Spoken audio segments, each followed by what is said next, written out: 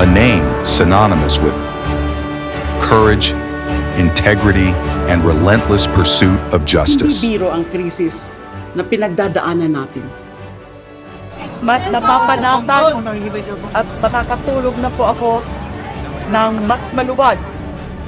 De Lima fiercely defended the voiceless, fighting corruption and seeking justice for all.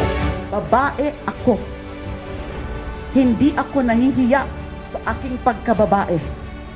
Ito ay laban ng mga karaniwang Pilipino para sa pagbabago, para sa pagyabong ng buhay, para sa kaginhawaan ng pamilya. My priority actually is to assist the ICC for justice for the families of the victims of the drug war.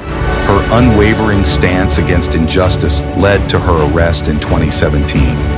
But her courage to advocate for human rights did not go unnoticed.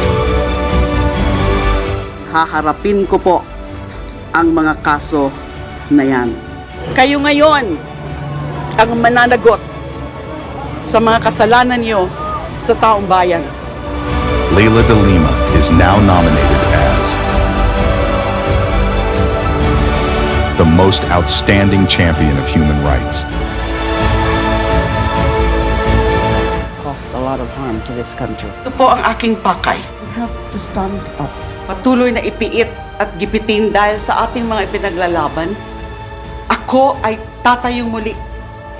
Ako ay patuloy na makikibaka.